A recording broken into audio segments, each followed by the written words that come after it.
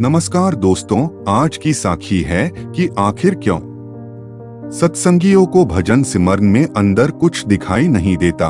साध संगत जी, यह प्रश्न आज से वर्षों पहले एक अभ्यासी ने सतगुरु से किया था। उसने कहा था कि सतगुरु, मुझे 35 वर्ष हो गए हैं नाम लिए और मैंने डटकर सेवा की है, सत्संग भी बहुत सुने हैं और मैं भजन बंदगी को समय भी देता आ रहा हूँ, लेकिन मुझे आज तक भजन बंदगी में अंदर कुछ दिखाई नहीं दिया। जब भी मैं भजन सिमरन पर बैठता हूँ तो मुझे अंदर दीवारें ही दीवारें दिखाई देती है और अंधेरा ही अंधेरा होता है। बस यही देखता आया हूँ और इसके अलावा मुझे अंदर कुछ दिखाई नहीं दिया।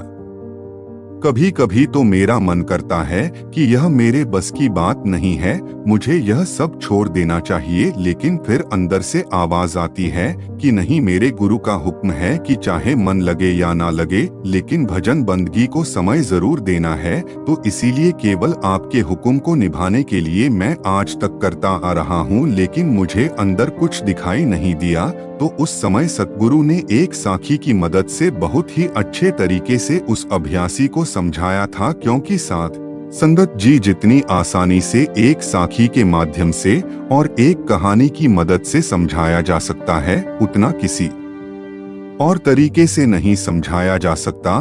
तो वह कहानी मैं आपसे साझा करता हूँ। साध संगत जी, साखी को पूरा सुनने की कृपालता करें जी। यह बात सतगुरु गोविंद सिंह जी के समय की है और उस समय सतगुरु की सभा लगी हुई थी और सतगुरु का सत्संग चल रहा था। सतगुरु संगत को अनमोल वचन फरमा रहे थे, उनको मालिक से जोड़ रहे थे। तब एक सीधा साधा किसान सतगुरु के पास चलते सत्संग में आकर कहने लगा कि मुझे कोई सेवा बख्शे। साध संगत जी, आप तो जानते ही हैं कि उस समय मुगलों से लड़ाइयाँ होती रहती थी। तो गुरु साहब ने उससे पूछा कि तुझे बंदूक चलानी आती है? तो उसने कहा, सतगुरु, मुझे बंदूक चलानी नहीं आती। तो सतगुरु कहने लगे, क्या तुझे घुड़सवारी करनी आती है?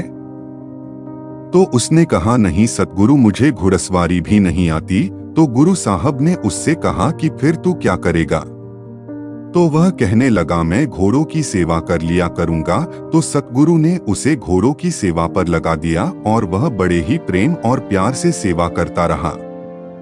घोड़ों की लीद वगैरह फेंक आता, घोड़ों को अच्छी घास डालता और हर प्रकार की सफाई रखता। तो 2-3 महीनों में घोड़े बहुत अच्छे तगड़े हो गए थे और एक दिन गुरु साहब ने आकर देखा कि घोड़े बड़े तगड़े हो गए हैं और गुरु साहब ने अस्तबल के मुखिया से पूछा कि घोड़ों की इतनी सेवा किसने की है? तो उसने गुरु साहब को बताया कि भाई बेला ने की है। तो गुरु जी ने भाई बेला से पूछा, तेरा नाम क्या है?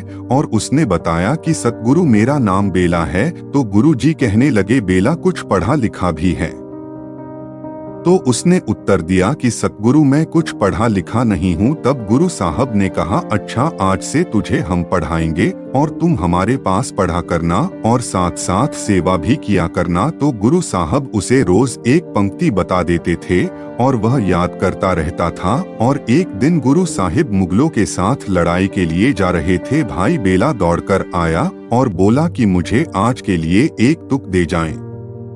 तो गुरु साहब ने कहा कि वक्त नहीं देखता कि हम कहीं जा रहे हैं, और फरमाया, वाह भाई बेला, ना पहचाने वक्त ना पहचाने बेला। तो भाई बेला ने समझ लिया कि शायद गुरु जी मुझे यही पंक्ति बता गए हैं, शायद मुझे इसी का जाप करना है। तो वह सारा दिन प्रेम और प्यार के साथ उसको रटता रहा कि वाह भाई बेला, ना पहचाने वक्त ना पहचाने बेला।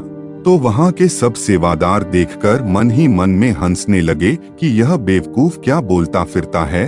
और जब शाम को सत्संग का समय हुआ तो उन्होंने मजाक के तौर पर गुरु साहब से पूछा कि क्या आज कोई पंक्तियाँ बेला को बता गए थे? तो गुरु साहिब बोले, नहीं, आज कोई पंक्ति नहीं बताई थी।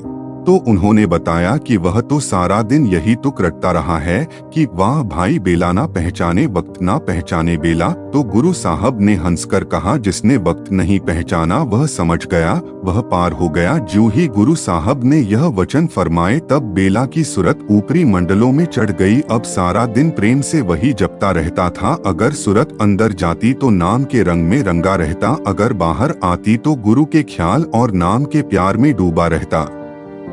कुछ सेवादारों ने कहा कि इस दरबार में कोई न्याय नहीं है, हम कब से सेवा करते आए हैं और कुछ प्राप्त नहीं हुआ। यह कल आया और नाम के रंग में रंग गया, यह कैसे हो सकता है। तो साध संगत जी उस जमाने में कुछ सेवादार ग्रंथी पुराणों का अनुवाद कर रहे थे और कहने लगे, हमने पुराणों का अनुवाद किया, सेवा भी की, लेकिन व्यर्थ गया, अब हमें यहाँ रहना ही नहीं चाहिए। तो गुरु साहब ने देखा कि वह क्रोध में आ गए हैं, तो समझाने के लिए गुरु साहब ने कुछ भांग उनको दे दी और कहा कि इसको प्रेम और प्यार के साथ पीसो, क्योंकि यह नियम है कि भांग को जितना ज्यादा पीसा जाता है उतना ही ज्यादा नशा देती है। तो उन्होंने प्रेम और प्यार के साथ भांग को पीसा, सतगुरु का हुक्म माना तो भांग का घड़ा तैयार हो गया।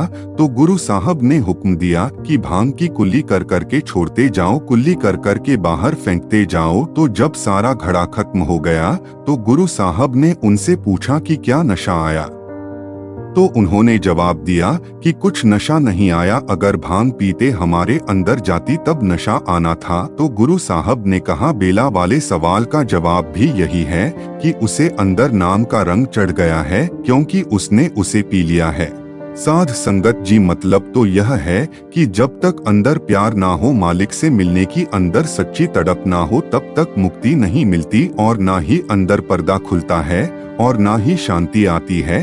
तो साध संगत जी, इस कहानी के माध्यम से सतगुरु ने बड़े ही अच्छे तरीके से अभ्यासी को समझाया था। तो आज की इस साखी से हमें भी यही सीख मिलती है कि अगर हमें भी नाम दान की बख्शीश हुई है और हम भी सतगुरु के हुक्म की पालना करते आ रहे हैं, गुरु घर की सेवा करते आ रहे हैं, सतगुरु के सत्संग सुनते आ रहे हैं, भजन सिमरन भी हम रोजाना कर रहे हैं, और अगर हमें लगे कि हमारी बात नहीं बन रही, अंदर कुछ दिखाई नहीं दे रहा, तो कमी हमारी तरफ से ही है, सतगुरु की तरफ से कोई कमी नहीं है। उन्होंने तो हमें वह युक्ति बता दी है जिस व्यक्ति के सहारे हमने उस कुल मालिक से मिलाप करना है।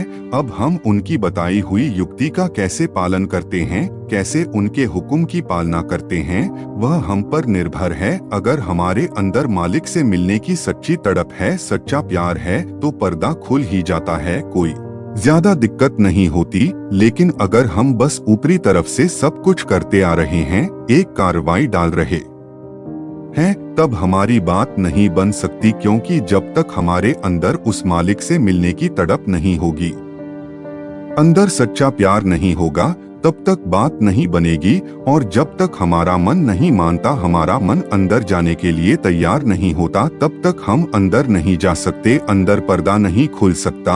और अक्सर फरमाया जाता है कि यह केवल और केवल उसकी कृपा से हो सकता है, क्योंकि उसकी कृपा के बिना हम एक कदम भी नहीं चल सकते। और संत कबीर जी कहते हैं, कहो कबीर मन मानिया तो प्रभ जानिया, कि पहले हमारा मन माना और फिर ही उस प्रभु को जाना। और साध संगत जी, मन तो अभ्यास से ही मान सकता है। जैसे जैसे हम अभ्यास करते जाएंगे, अभ्यास पक्का होता जाएगा, धीरे धीरे रस आना शुरू होगा और धीरे धीरे मन भी मानना शुरू हो जाएगा और मालिक की कृपा से अंदर पर्दा भी खुल जाएगा। इसलिए तो सतगुरु बार बार कहते हैं कि भाई मन लगे ना लगे, लेकिन भजन बंदगी जरूर करनी है और बिना नागा करनी है।